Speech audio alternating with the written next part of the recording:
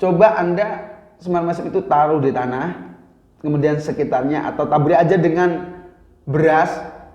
Biasanya kalau beras saja itu bisa memanggil ayam.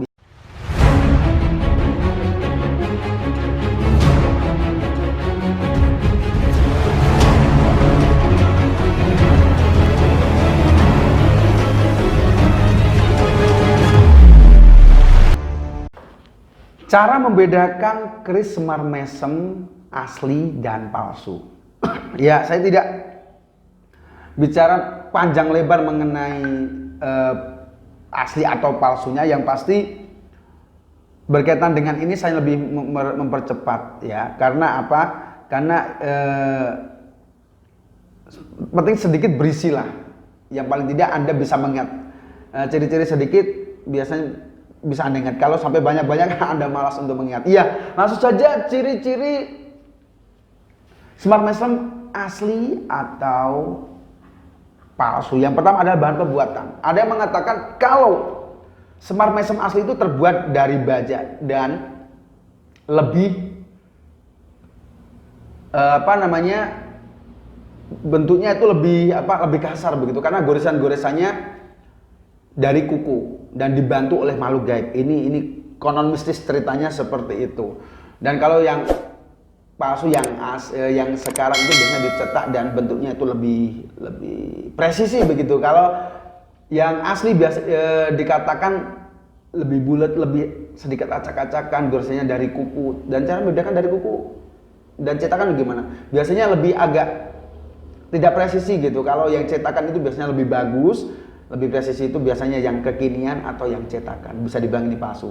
Yang lawas itu bahannya dari baja dan bentuk seperti semar mesem tapi tidak presisi, agak sedikit acak-acakan dan sedikit kasar gitu.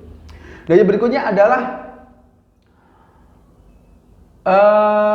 motif ukiran. Ya, karena motif ukiran dari semar mesem asli itu dikatakan dari cara buatnya itu dengan kuku dan dibantu oleh makhluk-makhluk halus begitu. Konon mistis ceritanya seperti itu. Dan agak kasar pastinya, motifnya agak kasar, tulisan-tulisan Arabnya di bendanya semar mesem ini juga kasar, tidak terlalu berbentuk kejelasan. Kalau yang asli biasanya cetakan itu akan lebih jelas dan lebih presisi tulisannya. Ya, namanya juga cetakan ya. Dan yang berikutnya adalah berat keris.